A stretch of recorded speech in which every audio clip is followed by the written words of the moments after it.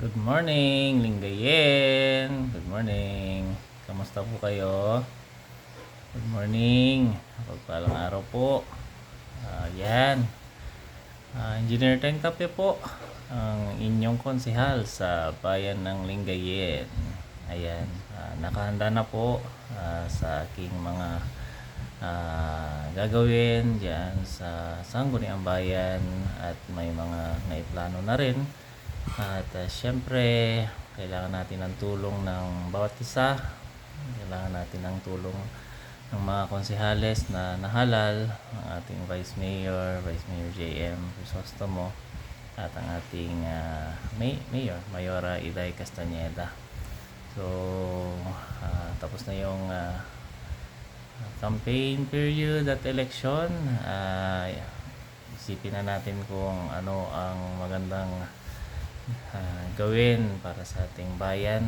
Kaya meron na ako naisip, yan, PWD, livelihood, at marami pang iba sa mga TODA, lahat ng sektor. Pero syempre, kailangan nating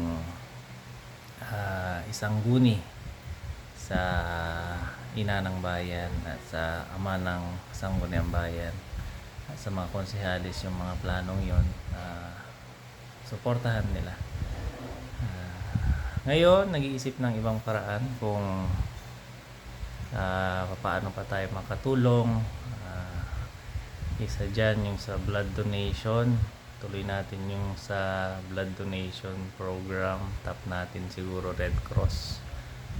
At para pag may mga kababayan tayo dyan na nangangailangan ng dugo, ay may tawag natin sa ating kapartner upang makalibre sa kakailanganin na dugo.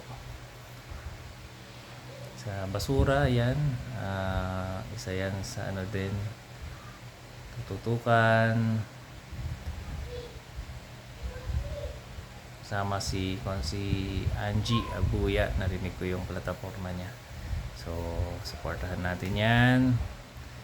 Si Lord Doc Von, pagdating sa Carlo Sugan. Yan.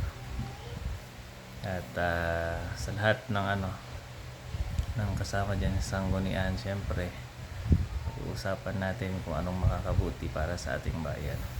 Kaya ako ngayon, nag-iisip, bukod sa pondo ng isang konsehal at sweldo, pagdating doon, syempre para sa inyo yan, inihalal nyo kami.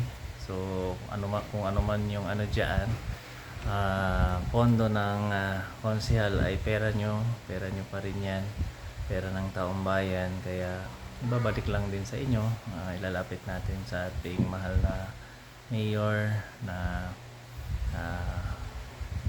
itulong lang din sa ating mga kababayan. Alam naman natin na ganoon din ang ginagawa nila. Lapit din natin sa Vice Mayor, syempre, dahil siya ang ama ng Sangguniang Bayan, na ang pera ng taong bayan ay balik sa ating mga kababayan. So, salamat po dahil binigay niyo muli ang tiwala sa amin, at makaasa kayo na aming kayong pagsisilbihan. Ayan, thank you. Saka isa pa, bukod dun sa sideline, syempre sideline na yun, yung sideline para sa pamilya.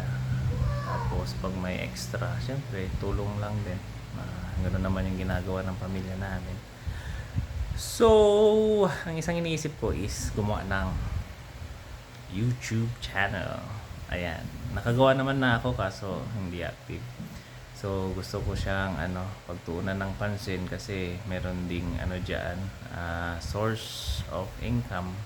So kung ano man yung kitain doon siguro, or kung ano man yung makita doon, maidagdag natin na maitulong. Ayan. At itatap din natin ang iba't ibang ahensya. Pag sa pagka-inhenyero, so tap natin DPWH, at mga ibang ahensya dyan na pwedeng makapagbigay ng pondo. sa DSWD, siyempre tap din natin sila at mga national officials na makapag pa sila bigay ng pondo para sa ating bayan, para sa ating kababayan. Kaya ayan, ako po yung nakahanda na pagsilbihan kayo.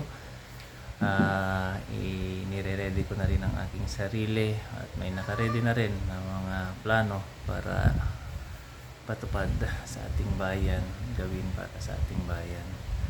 Thank you Lingayen sa inyong pagmamahal. Dito po ako upang pagsilbihan po kayo. Thank you. God bless po.